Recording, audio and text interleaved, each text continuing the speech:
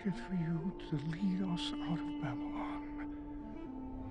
For I was just a boy when I came here. The generation which offended you has passed away. And now their children's children yearn to see a home they have never known. You have spoken through your prophet Jeremiah. When 70 years are completed for Babylon, I will come to you and fulfill my gracious promise and bring you back to this land. My heart glows with excitement that now that time has come.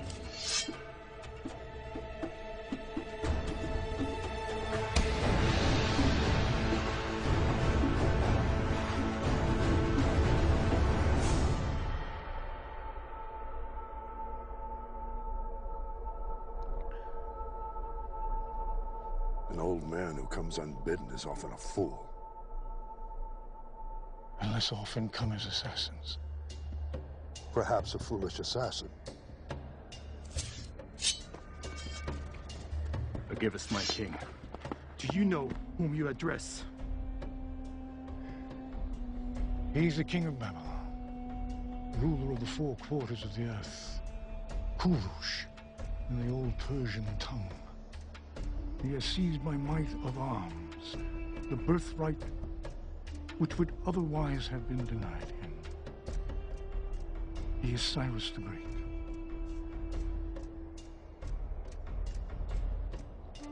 Leave us.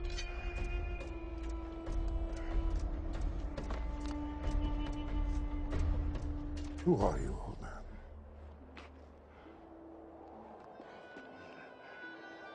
I am Daniel, of the tribe of Benjamin, made captive nearly 70 years ago by Nebuchadnezzar. My king, I've heard of this man. He served Darius well after he captured the city in your name. It is said he spent a night in the lion's den. The beasts would not touch him. Is this true? It is. Oh. I know who you are now. Tell me why you're here. I seek to tell thee a story. A tale of 4 kings. One great, one foolish, one who has been deceived, and one who is destined to be regarded as wise for all the ages of the world to come. Stories from your imagination? No, king. For I will speak only the truth. And if you would not wish to hear it, you must bid me speak nothing. Come. You will give us entertainment while we eat. Please. Okay. My king, we're expected in Babylon this evening. The palace will be there in the morning. As you wish.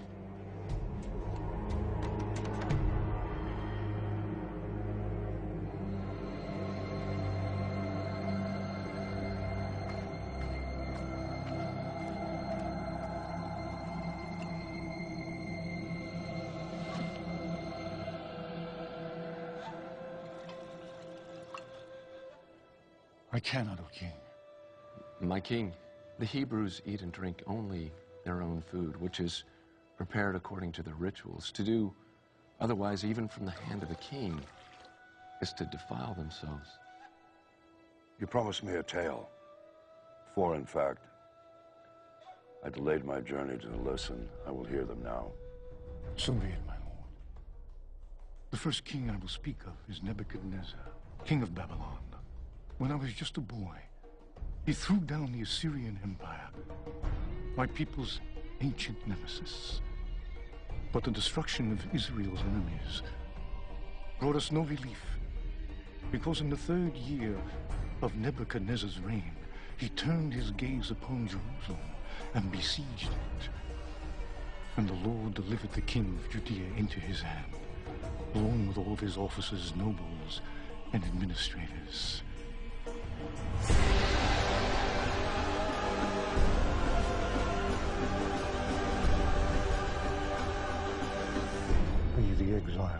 arrived in Babylon, Nebuchadnezzar ordered Ashpenaz, his chief eunuch, to select some of the Israelites from the royal family and nobility, young men without any physical defect and showing aptitude for every kind of learning, one of whom was myself.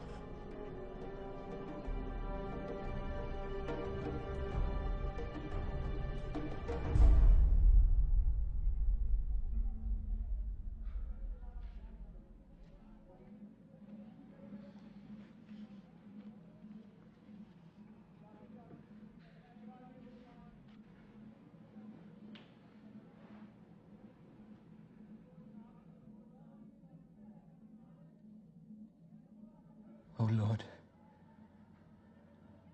Jerusalem has sinned greatly. Like a widow is she, once great among the nations, a queen among the people, has become a slave, her children captive before the foe.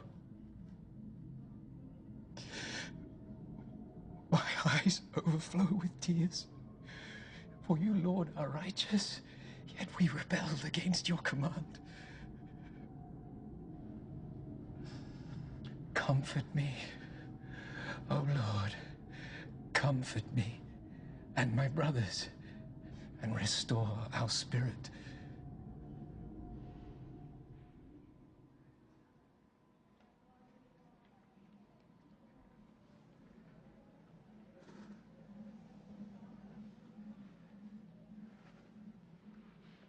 I miss Jerusalem. As do I. I fear that we shall never see her again. Have faith, my brothers. I have only begun my studies, but here. The prophet Jeremiah, son of Hilkiah, has written that we shall serve the king of Babylon for 70 years. 70 years is a long time. As punishment for our sins. And even if we were to survive it, we would be very old. Very old indeed. You are summoned for your meal.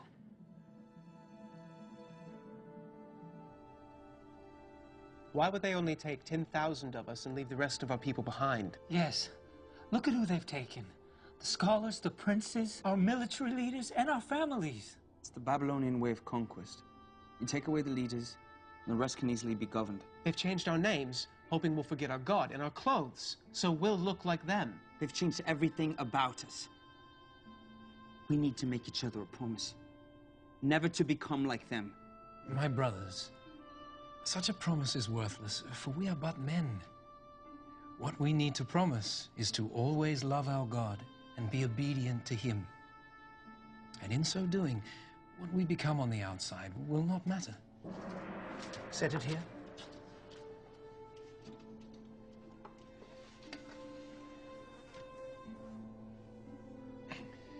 Lord Steward, please allow me to ask, what is this meat?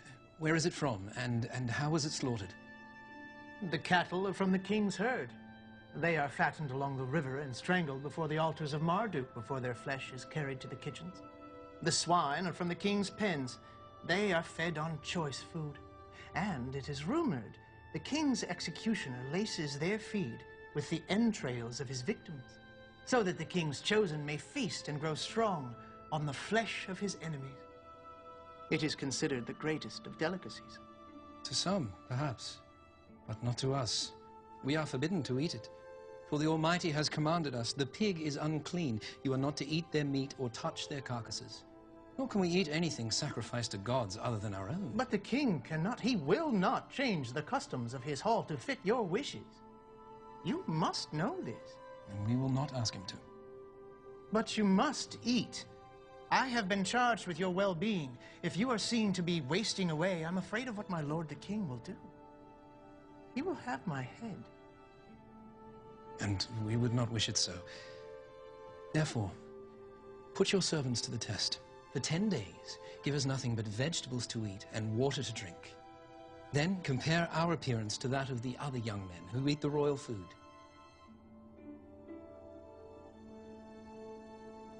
10 days. 10 days. And if After that, your appearance is found wanting? Then we will do as you wish.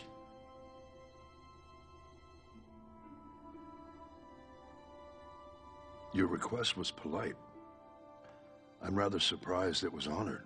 I have no doubt the Lord favorably disposed his heart to hear our request. By the end of 10 days, my companions and I looked healthier and better nourished than the young men who ate the royal food. And so the chief eunuch allowed us to continue refusing the wine and choice fare. And we remained undefiled. The period of our instruction went by quickly. During those many years, we were living in a foreign land, speaking a foreign language, and living under a foreign king. But despite this, our hearts belonged only to God. And at the end of that time, my companions and I were presented before Nebuchadnezzar himself. The king's executioner, Arioch, will be in the chamber. If you are found unworthy, you will be executed on the spot. And so will I.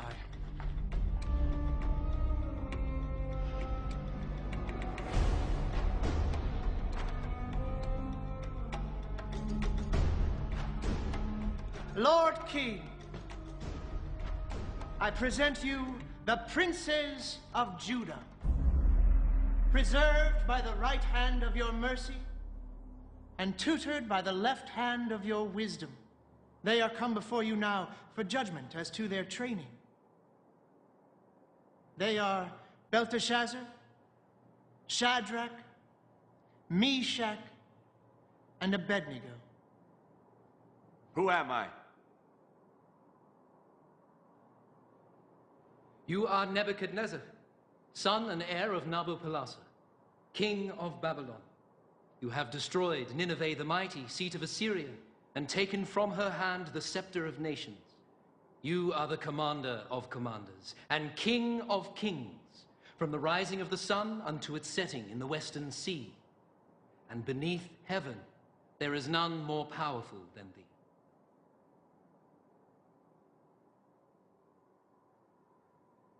You, come forth.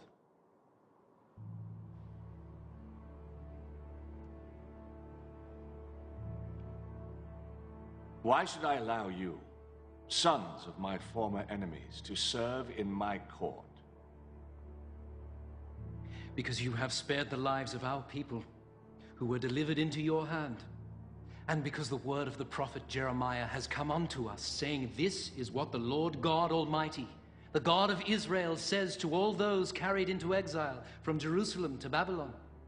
Build houses and settle down. Plant gardens and eat what they produce. Marry and have sons and daughters. Also, seek the prosperity of the city to which I have carried you into exile. Pray to the Lord for it. For if it prospers, you too will prosper. This is good. So now even your God commands you to serve me. I have no need of lapdogs. Would you dare to tell me the truth, even if you knew it would displease me? Lord King, it must be so. I will speak only the truth. And when you would not hear it, you must ask me nothing.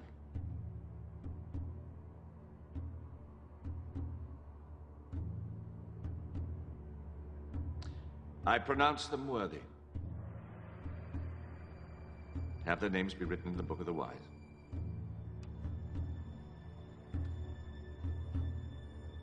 Nebuchadnezzar's questioning showed wisdom. A former enemy can be a good counselor. If they can be trusted. And a wise king is capable of choosing whom to trust. For are you not Croesus, formerly king of Lydia and once the richest man in the world, whose name alone signified riches almost beyond comprehending? I am he. Trusting the words of the oracle at Delphi, I went to war with Cyrus and was defeated. Cyrus pardoned me and my family. I am eternally grateful. Worthy counsel is rare indeed, as Nebuchadnezzar came to learn. At a time when his Babylonian counselors, his magi, sorcerers, diviners, magicians, and astrologers were unable to help him. No! What is it, my king? Summon my counselors. The enchanters, the sorcerers, or the astrologers? All of them!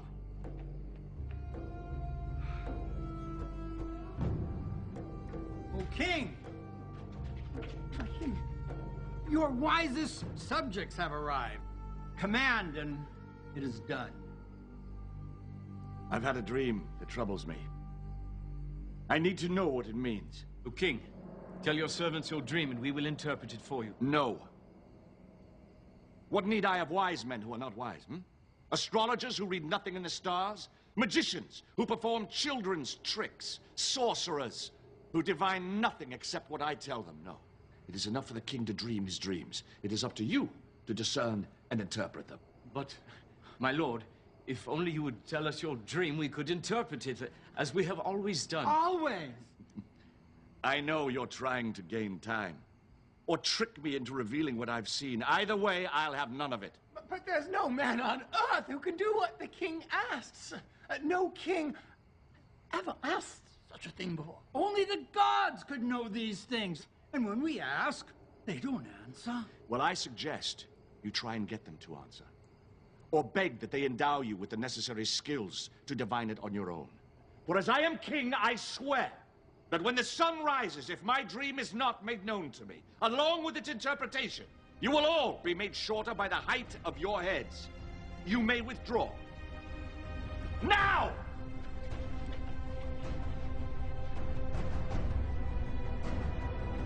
Lord Ashpenaz, is it true? It is. Why has the king issued such a harsh decree? Why don't you come along with me and ask him yourself?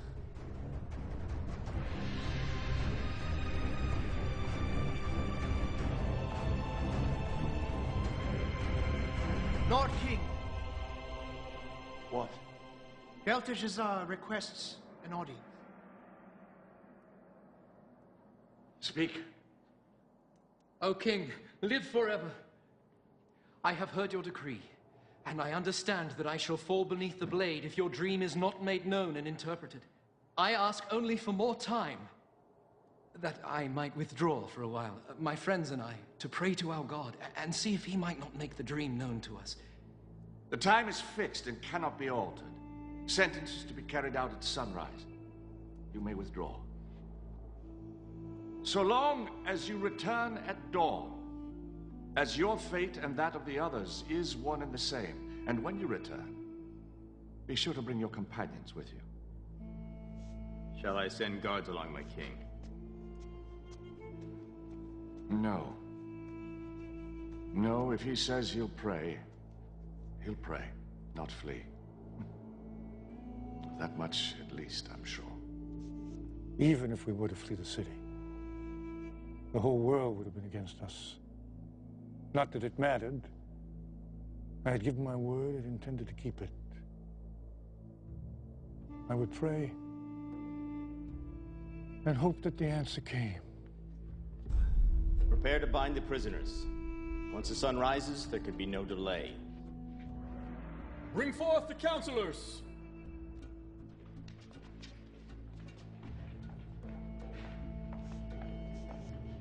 O king, live forever. O king, do not execute these men, I beg you. Belteshazzar, your death is upon you as well, unless you know my dream and can interpret it. I am, and I will. Praise be to the God of my fathers forever and ever. He gives wisdom to the wise and knowledge to the discerning. He reveals deep and hidden things and has made plain all that you have asked, for he has shown me the vision of the king. Then speak. As you lay upon your bed, O king, you looked, and there before you stood a large statue, awesome in its appearance. The head of the statue was made of pure gold, its chest and arms of silver, its belly and thighs of bronze, its legs of iron, its feet partly of iron and partly of baked clay. As you were watching, a rock was cut out, but not by human hands. It struck the statue on its feet of iron and clay and smashed them. Then the iron, the clay, the bronze, the silver and the gold were all broken to pieces at the same time, and the wind swept them away without a trace. But the rock that struck the statue became a mountain and filled the whole earth.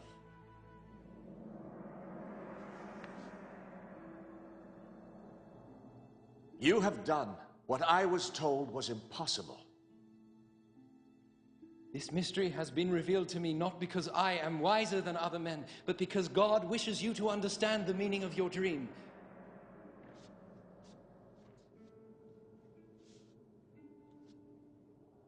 You know my dream, as if you dreamt it yourself.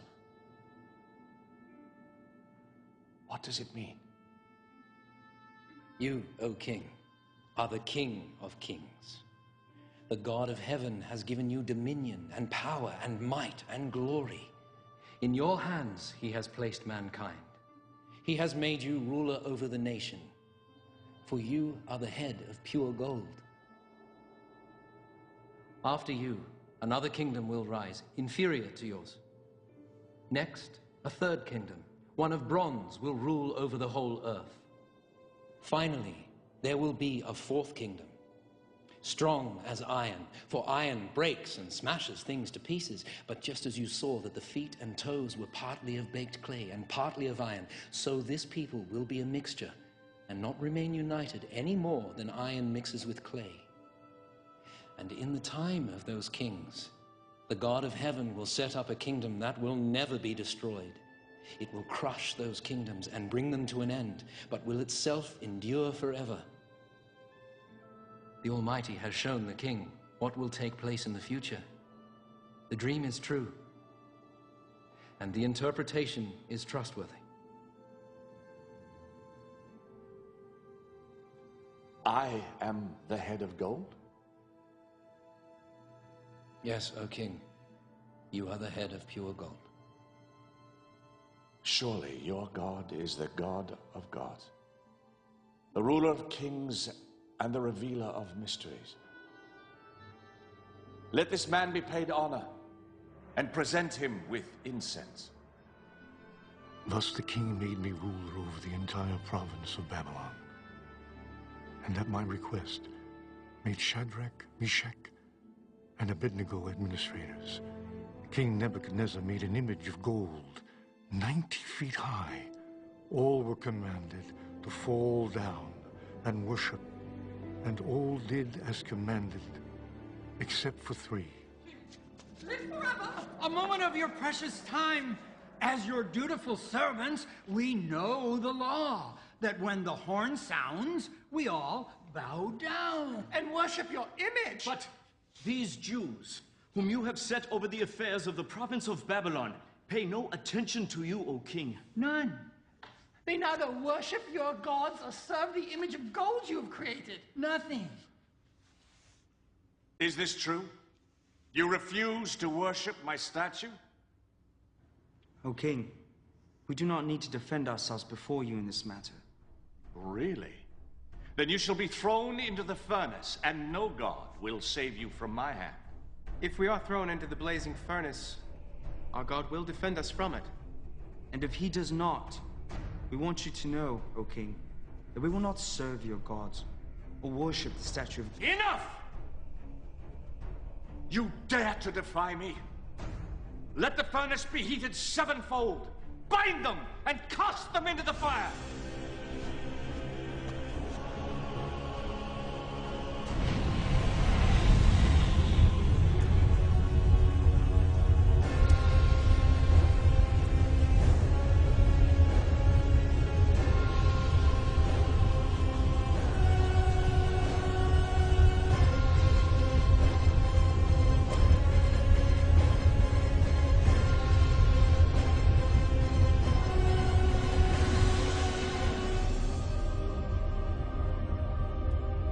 There were 3 thrown into the fire. Certainly, O king. But now I see 4. And the fourth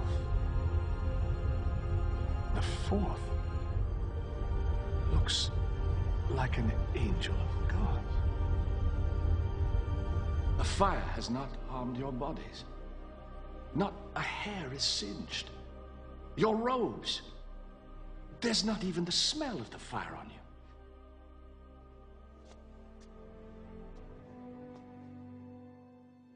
Praise be to your God, who sent his angel to rescue his servants. You trusted in him. You defied my commands. You were willing to give up your lives rather than serve any but your own God.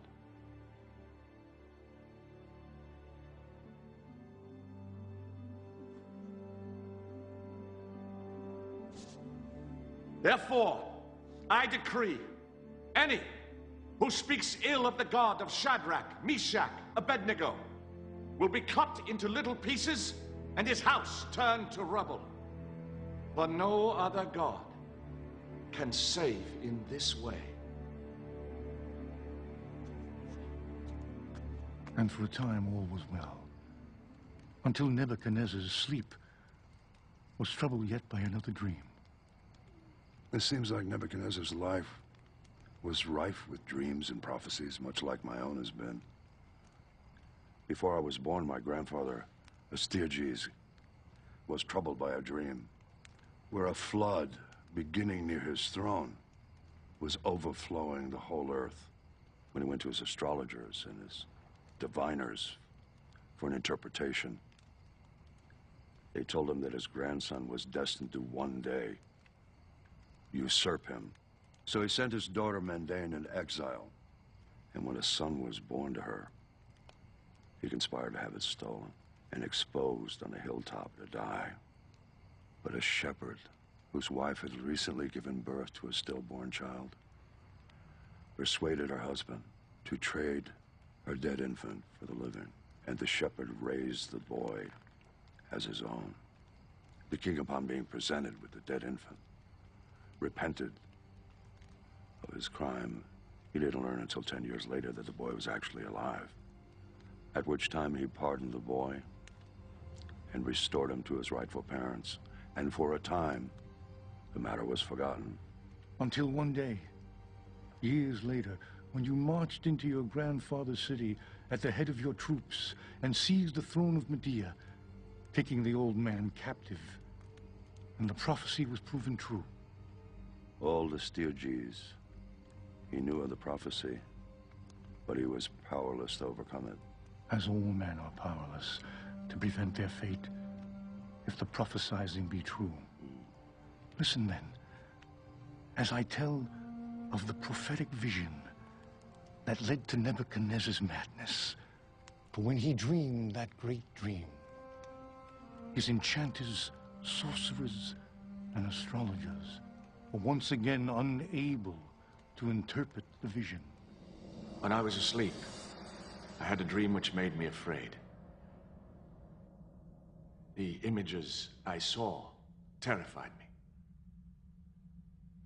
Belteshazzar, I looked and saw before me a tree in the middle of the land.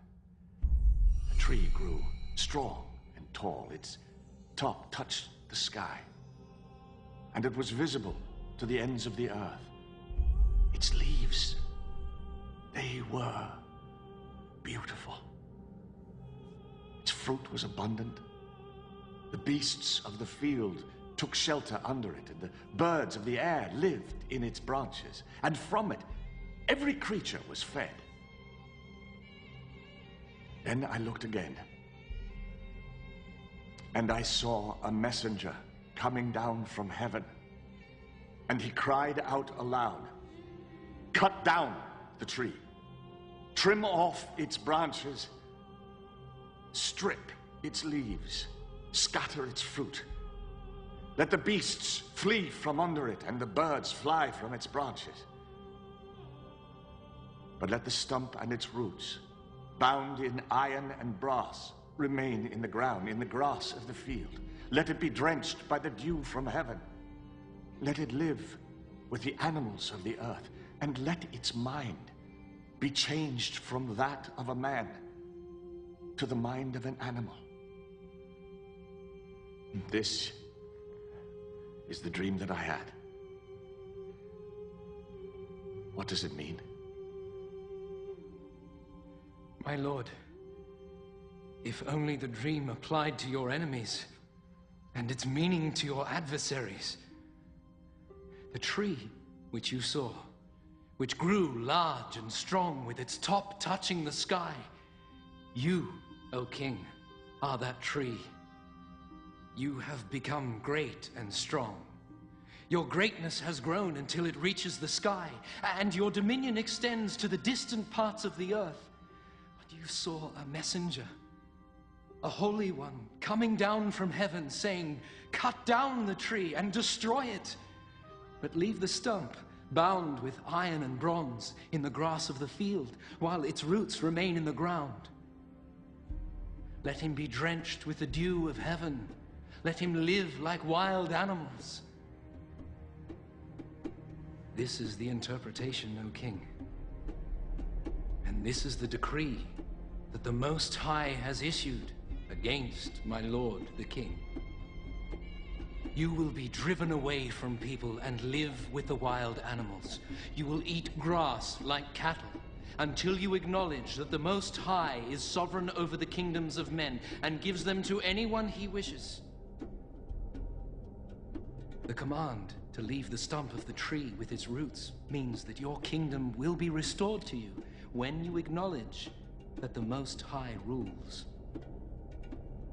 Therefore, O king, be pleased to accept my advice. Renounce your sins by doing what is right, and your wickedness by being kind to the oppressed. Seek the Lord while he may be found. And it may be that your prosperity will continue. But the memory of kings is often short. And 12 months later, when the king was walking on the roof of the royal palace of Babylon. In all the world, is there anything like this? No, my king.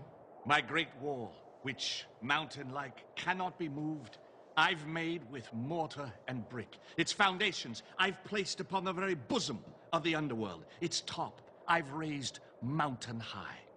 Is this not the great Babylon that I have built as my royal palace with my mighty power for the glory of my majesty? His words were still on his lips when a voice came down from heaven. Nebuchadnezzar, for your arrogance and your failure to give glory to the Most High, your authority is stripped from you. Go now from this kingdom which you claim. Your mind shall be reduced to that of an animal, and you will wander the land until you acknowledge the glory of God as above your own. Immediately, what had been said about Nebuchadnezzar was fulfilled.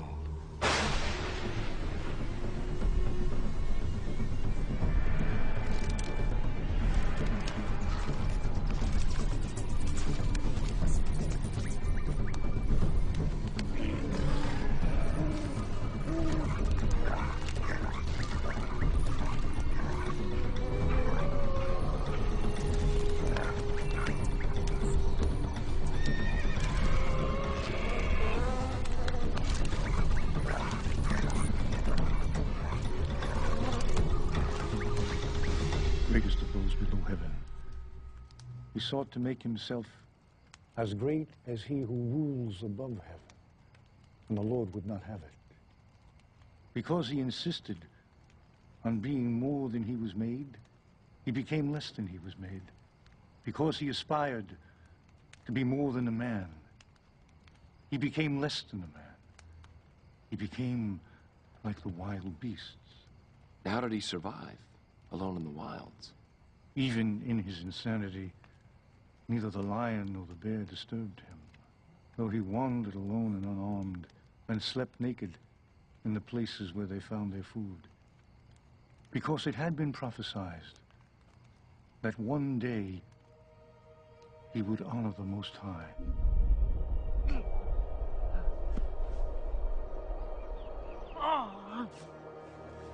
For 7 years he ranged the wild lands of Babylon.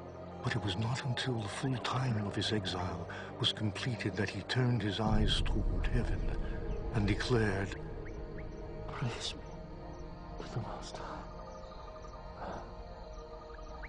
Honor and glory to him who lives forever." Rise, Nebuchadnezzar.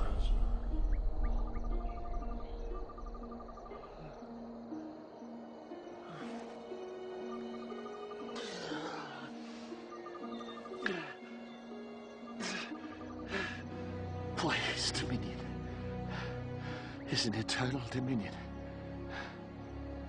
Before him, all the people of the earth are regarded as nothing. He may do as he pleases with the powers of heaven and all the people of the earth. And no one may say him nay. No one may say him nay.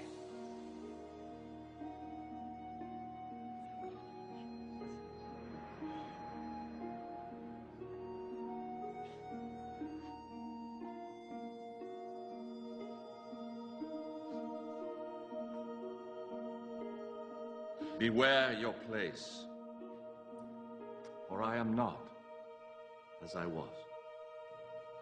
Let it be recorded that I, Nebuchadnezzar, do praise, exalt, and glorify the King of heaven, because everything he does is right, and all his ways are just. And those who walk in pride, he is able to humble. And so Nebuchadnezzar returned to his throne. But eventually he was gathered to his fathers, and a series of new kings came to the throne, none lasting more than a short time. You're about to tell about the downfall of Babylon, are you not? I am. Well, at last we come to the part of the tale where I have some knowledge to share. For though I had conquered from east to west, Babylon was the last to resist me, and I dreaded its siege. For Babylon's wealth had allowed her to lay in enough grain to last for years, and her towers, walls, and gates were so formidable that even untrained men could defend them with ease. Walls too high to scale, with parapets wide enough for chariots to patrol them, and a river-fed moat to cross before even getting there. It was enough to freeze the heart of even an old soldier such as I am. Then one night as I lay on the ground,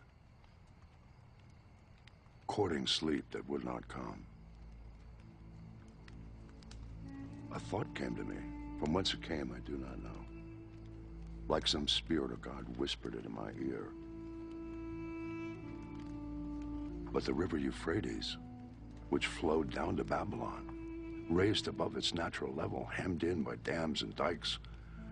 But if dams were opened full and the dikes were broken, the river, which ran straight through the heart of the city, would fall to nothing. An army poised and ready to strike could march into the city on its dry riverbed, underneath the gates designed to repel ships when the river was at its normal level. And I suddenly realized I'd been given a key to defeat the mighty Babylon. It was as though in all the world, throughout all of history, I was the only one that had the thought. All it required was the right moment to act. A night when every man in Babylon, from the least to the king himself, would drink himself ill in honor of their gods, who were naught but worthless idols and could not protect them. Listen, O king, and I will tell of the second king of my story, Belshazzar, king of Babylon. Both foolish and wicked of equal measure.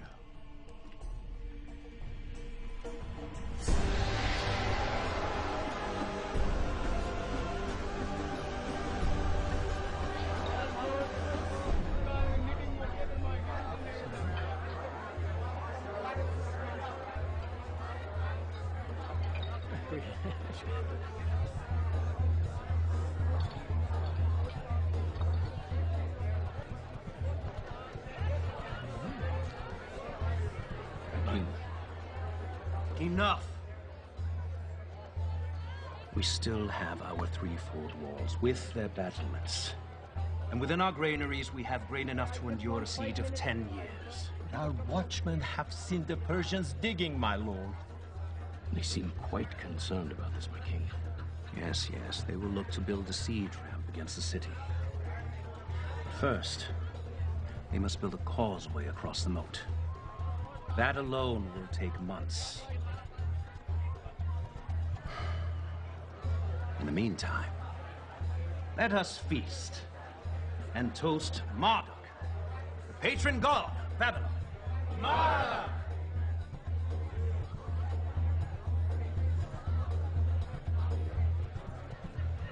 These cups have a taste, and I will not have it so.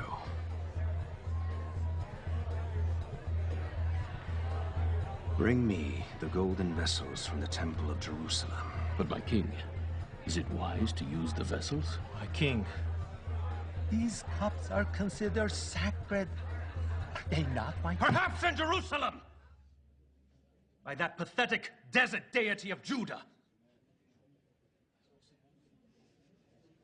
But here they are spoiled for our gods. And they would have me use them as I see fit. Bring them!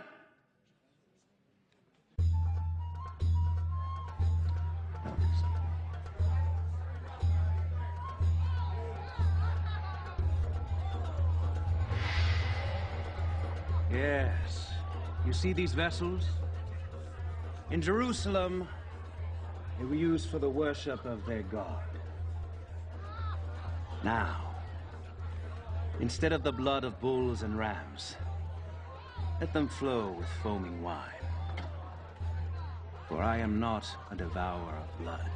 I am a devourer of drink. And choice fare. To Marduk, the god of our city. Marduk!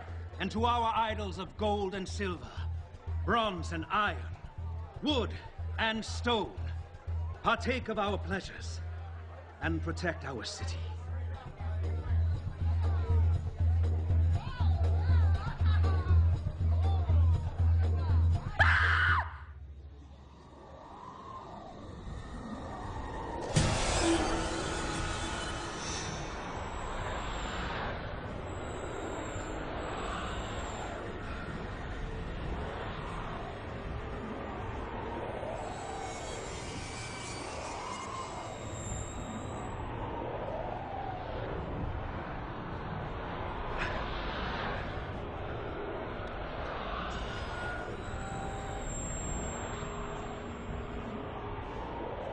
Whoever reads this and tells me what it means shall be clothed in purple and have a gold chain placed around his neck and be made third highest ruler in the kingdom.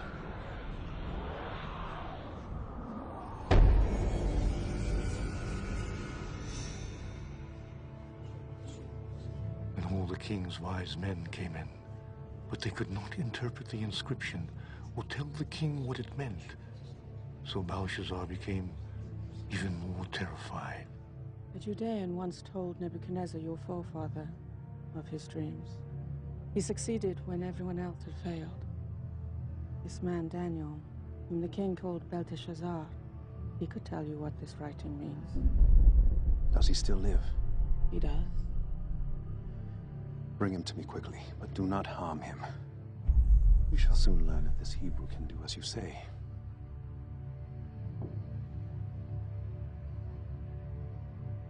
Nothing, it would seem, is too sacred not to be profaned under the influence of wine. Nothing, King.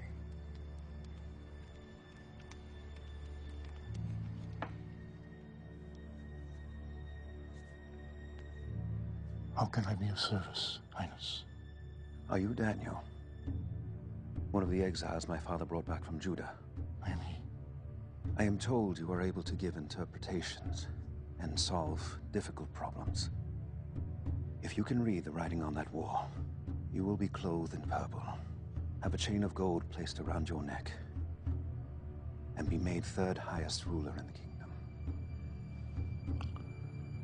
Long ago, I told your forefather, Nebuchadnezzar, that I would speak to him only the truth, and that if he rather not hear it, he should ask me nothing. Perhaps it would be better if you asked me nothing. No. It is unseemly for a king to be baffled by a message in his own hall. No human hand has scribed it. No other tongue can interpret it. Tell me what it means. Be it for good or ill. Okay. The Most High God gave your father, Nebuchadnezzar, greatness and glory. But when his heart became arrogant, he was deposed from his throne and stripped of his glory, until he acknowledged that the Most High is sovereign over the kingdoms of men. Even though you knew all this, you should have appealed to him. Instead, you set yourself up against the Lord of heaven. You had the goblets of his temple brought to you and praised the gods of bronze and iron, wood and stone instead of him. These vessels were made for the service of the Most High, and you have used them to pour wine for your harlots. Would you humble the Almighty by desecrating his possessions? Would you bind him like a captive and beat him like a slave? Would you pluck out his eyes and have him beg for scraps of food beneath your table? This you would do if you could, and the Almighty knows it. This is his answer to you. The Lord God will strike you down like an enemy. For he has bidden his angel to unsheath his sword. These, then, are the words he has written. Mene. God has numbered the days of your reign and brought it to an end. Tekel, you have been weighed in the scales and found wanting. Parsin, your kingdom is divided and given to the Medes and Persians. This very night, your life will be demanded of you, and before the sun rises, your flesh will grow cold. Thus saith the Lord, your line is ended, your rule is over, your kingship is no more. Is there nothing to be done? No. In your arrogance, you have doomed not only yourself, but your house, your line, your inheritance, your city, and your kingdom. Choose now where you will spend your last few hours. But knowing your fate, who now will love thee? Who now will fear you? Will the least of your slaves comfort you? Or will they desert you, seeking to avoid the fate which is yours?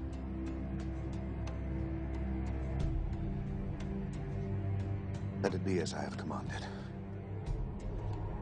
Let this man be clothed in purple. A chain of gold placed around his neck. For I am not dead yet.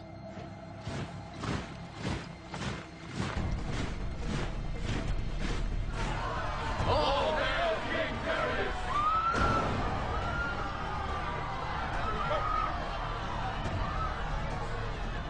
I am King Belshazzar of the Babylonians. Unharm me! Surrender or die! Never!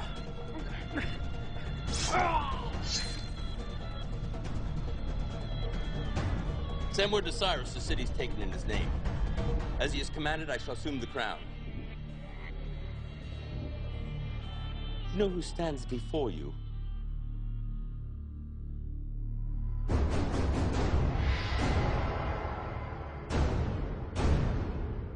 You are Darius, a Mede-Persian, uncle and father-in-law to Cyrus, who has, by stratagem, taken this city. By right of conquest, you are now her king. Yes. And you're an official of Babylon.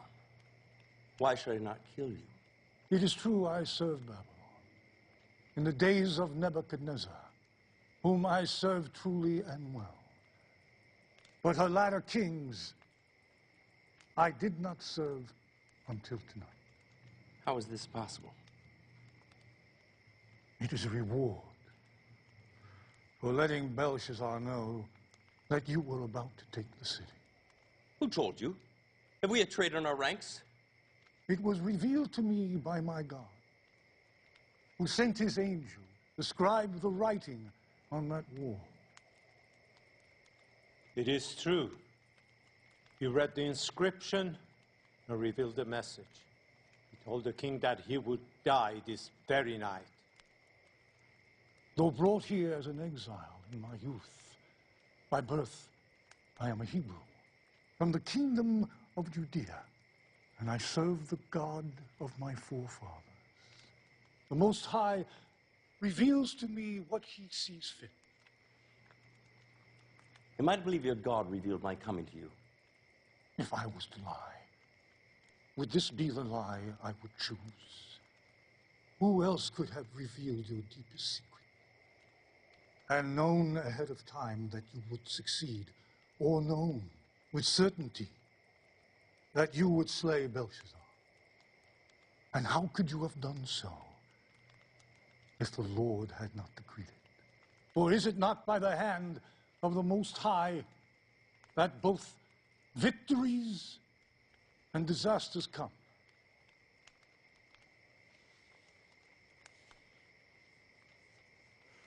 I would have you put this gift of divination at my service. Yet how do I know I could trust you, Hebrew? I will speak to you honestly, my king.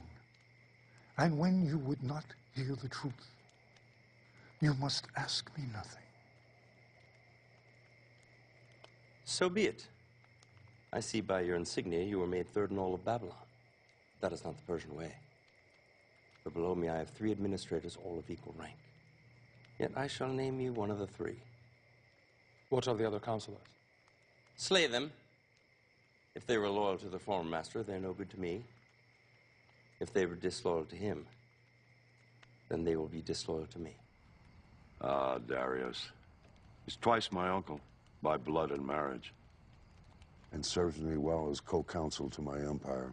As it pleased Darius to appoint 120 satraps to rule throughout the kingdom, with administrators above them, one of whom was me.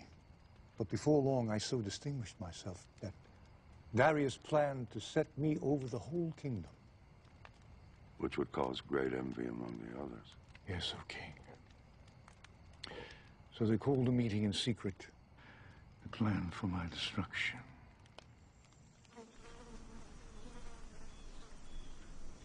Are we safe? Did anyone see you? No. Why are we meeting so far from the city? Do you think it would be wise for this meeting to be overheard by anyone? Are you sure you weren't followed? Not unless whatever's following has wings. We don't have much time. Daniel being put over us, if we allow it to stand, means our demise. Once he is in charge, he'll be looking into everything we do. Perhaps we should eliminate him. How? A hunting accident. He doesn't hunt. A sudden illness or a drowning. Who would believe it? Maybe we can ensnare him. How? There is no corruption in him, nor any negligence. He is as diligent as he is skillful. There must be some way. He claims he's so effective because 3 times a day his heart inclines to the city of God. There's a spirit of excellence in him. In every test he has proven faithful. No one is that honest. On the contrary. I had a man try to bribe him once, and a very generous bribe at that. He would have no part of it. Such a man is dangerous. How long before he learns that we've been generous with ourselves and covered the thefts with false accounts? We'll never be able to find any basis for charges against him unless it has something to do with that god of his. That invisible god of his. No altars, no shrines, no idols, laying claim to every good thing, yet somehow not responsible for the bad. I've seen him praying before his window, on his knees facing Jerusalem morning, noon, and night, always the same. Then perhaps we need to make him stop. He won't do it. Then perhaps we need to make sure he continues. You say there is nothing anyone can do to stop his prayers? No, nothing. What if the penalty for this devotion of his was death? If we could forbid his prayers for an entire month under penalty of immediate execution? Don't be ridiculous. He'll just stop praying. No, he won't. I know him. He can't keep himself from praying to that god of his for 1 day, let alone a month. Well, I still don't see how it'll ever work. The king knows that Daniel and his people pray continuously, and only to one god. Which is why we need to disguise our purpose. More fitting testimony to your honesty could not have been made. Had there been any infidelity in your record, they would have discovered it. Indeed, they could find nothing amiss in my work, either willfully nor through negligence or lack of care. So they tried to trip me up with my prayers. But since worship of the Most High was not prohibited by the laws of the realm, they had to conceal their purpose, like poison in a cup of honeymead. O King, it has come to our attention that there are those among your subjects who still cling to the old gods of Babylon in the hopes that their line of kings may yet be restored. And have not submitted to your rule. Who are they? That I may bring them before me and destroy them. It is not that simple of a matter to detect them, O king, for they are devious and work to hide their treasonous thoughts. And have you come before me without a plan for discovering them? We would dare not do so, O king. Indeed, we have labored to construct a plan whereby the loyalty of all may be tested. Then speak of it. If, O king, you were to issue an edict that none in Babylon, nor anywhere in the empire, may pray to anyone, be it to God or man, except to you for a period of 30 days. But what of the gods of Persia whom I serve and obey? Well, you alone, O king, would be free to pray to them and offer them sacrifice. You would stand as a priest before all the peoples, and in this way ingratiate yourself to the gods themselves, because for an entire month, all of their worship would come from you. Thus, their worship will continue through you, and the old gods of Babylon will be starved for worship, lessening their power. How would you enforce such an edict? No one would be allowed to go before any altar or shrine for the entire period, except for you. And anyone found violating the decree would be thrown into the lion's den before sundown on the very day of the offense. In this way, their treason would be discovered and eliminated in a single stroke. I approve your plan. I, Darius, command it be made so. In anticipation of your approval, O king, we have taken the liberty of drafting the edict and bringing it along. Well done. Bring it here that I may fix my seal.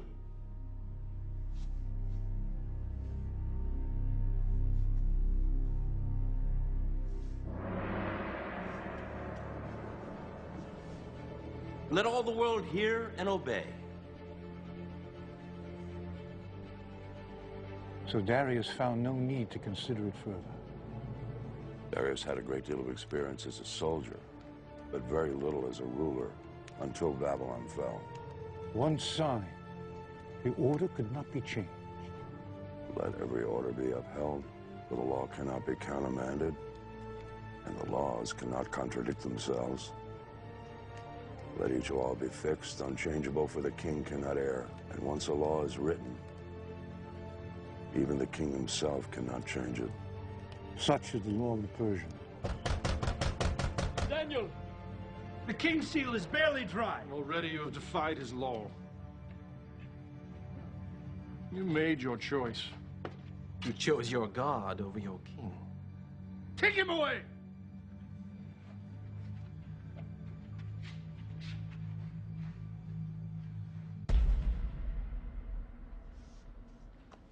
O king, it is my sad duty to inform you that someone has already defied your decree. Bring him to me. Bring forth the prisoner!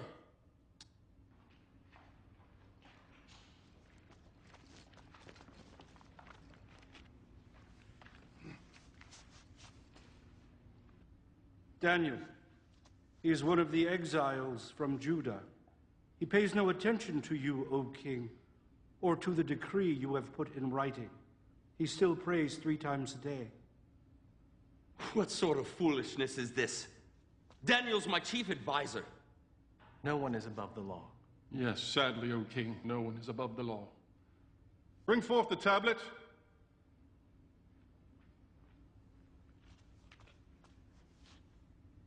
Is this not the edict from the king, signed with your own seal? Let it be known that for the next 30 days, anyone who prays to any god or man other than Darius the king shall be thrown into the lion's den on the same day the offense is discovered. By my hand and seal, Darius the king, ruler of the Medes and Persians.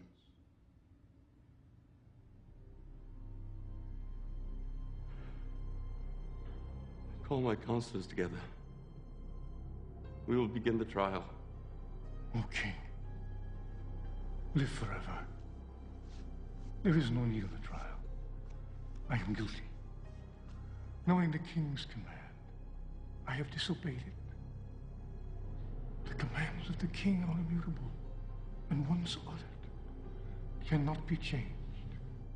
I shall command my wise men to make every effort to search out some reason that the law may be found unenforceable. I do not think they will find one. Let them search, O king, but only for a short time. Because your own law commands that sentence be carried out the day of the offense. Already, the shadows are starting to grow longer, and you have only until sunset. Darius was angry with himself for allowing himself to be fooled, seeing that their purpose was not for his honor and glory, but rather for my destruction. And so Darius had the law book searched to discover if there might be some legal way to spare my life.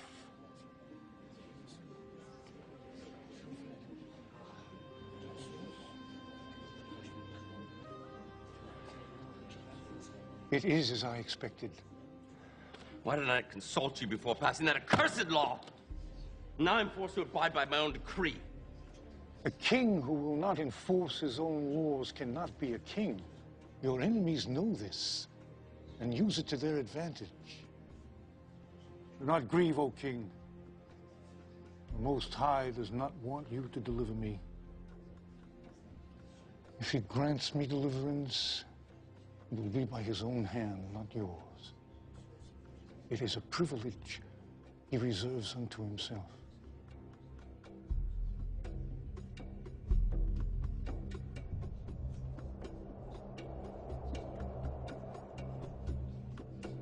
And now it is time, O king.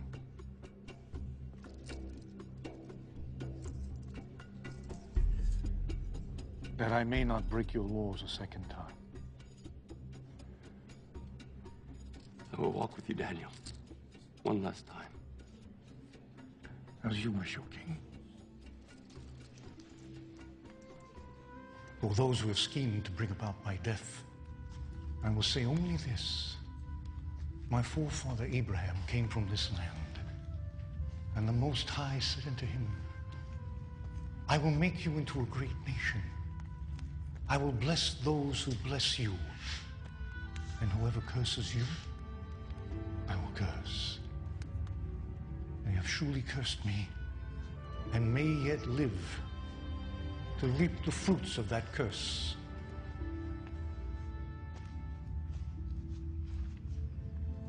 A cup of wine from the king's own hand. I cannot drink it, O king. It is blessed to your gods, not mine. Not so, Daniel. I have gone to your people and asked for wine which was blessed by them. From the cup I have poured no libation.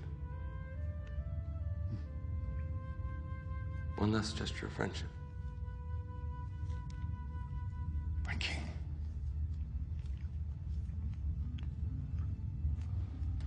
Goodbye, my friend.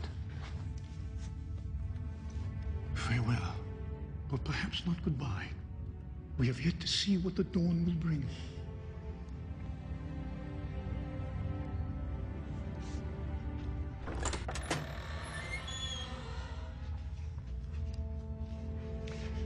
Hear, O Israel, Lord our God.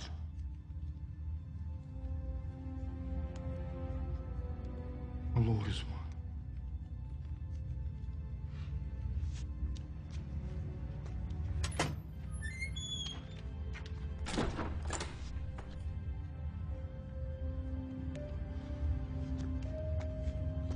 He is angry with us.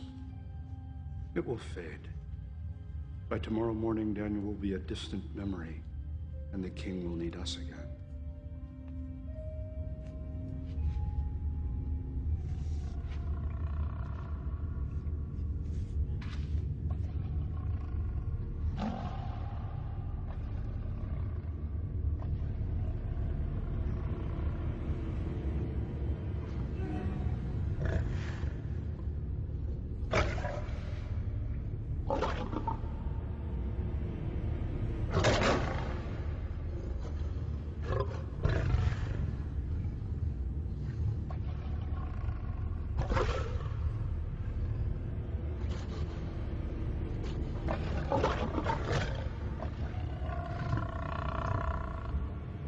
Have mercy on me, O God.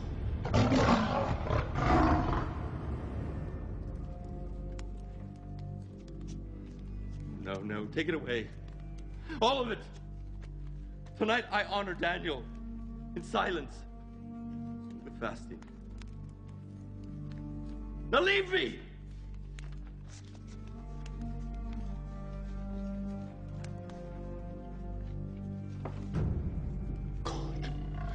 Have mercy on me.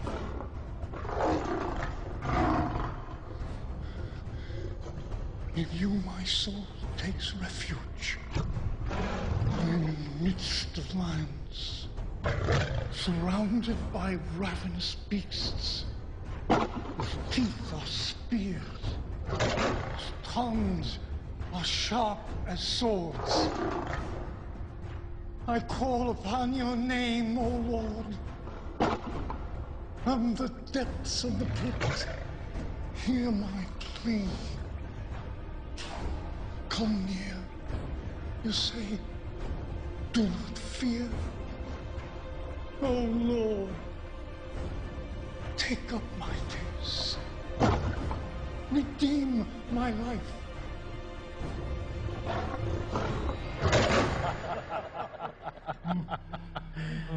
A divine plan, my friend. A toast to the lions who show no partiality to a Hebrew over any other man.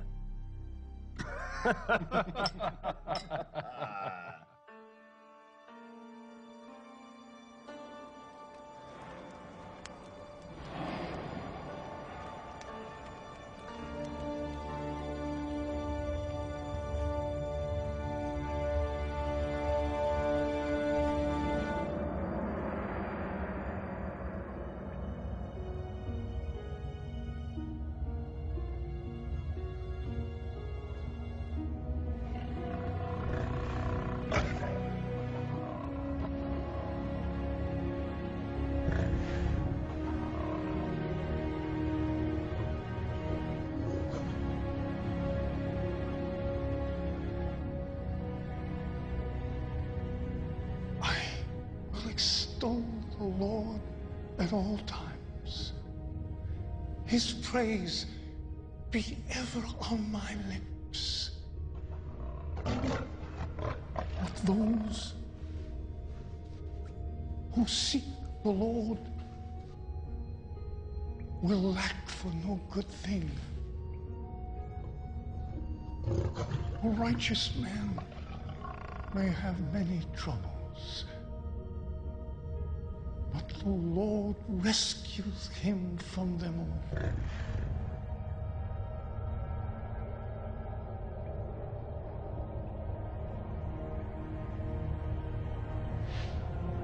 You have rescued me from the mouth of lions, and I will declare your name to my brothers in the congregation.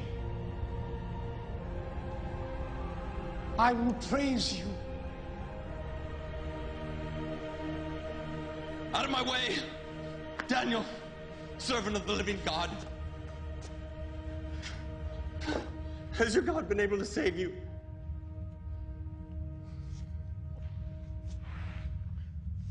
O King, live forever. My God has sent his angel, and he shut the mouth of the lions. They have not hurt me, because I was found innocent in his sight. Come forth.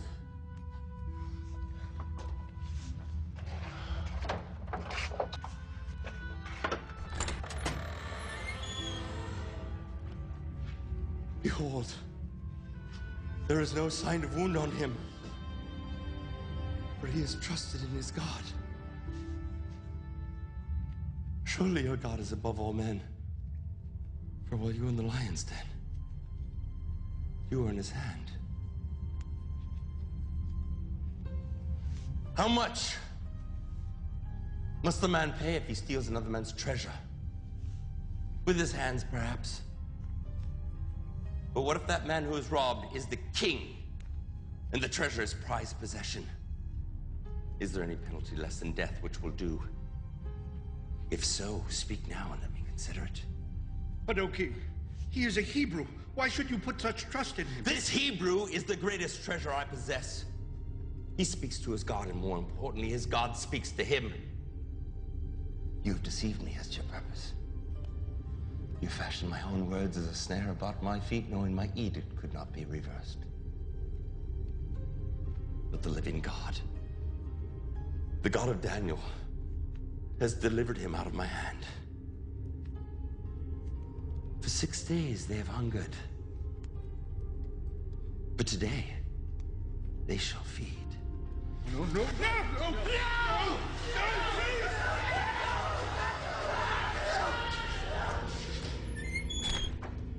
Please, please, my king, please. You fools, did you not think I would punish you? no, my king.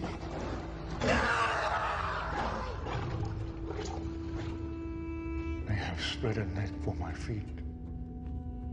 I was bowed down in distress.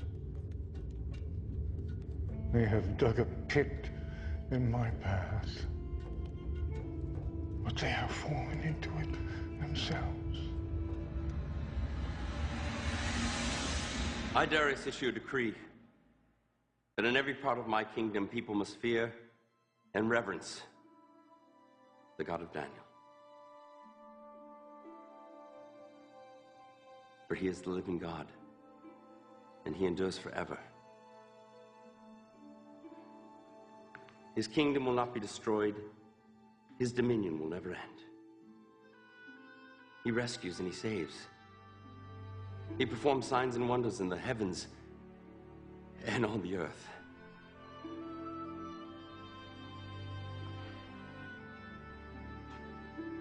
He has rescued Daniel from the power of the lions.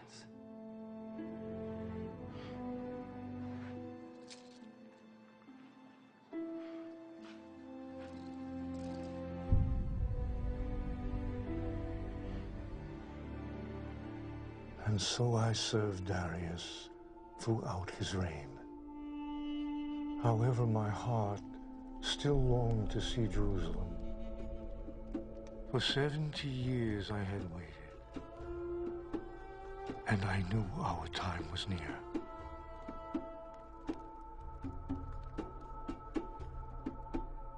Lord, through your prophet Jeremiah, when 70 years are completed for Babylon, I will come to you and fulfill my gracious promise and bring you back to this land.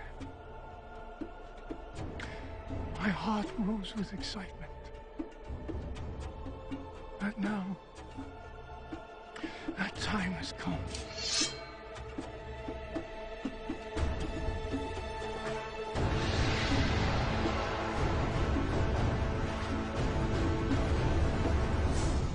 And so your journey has led you here.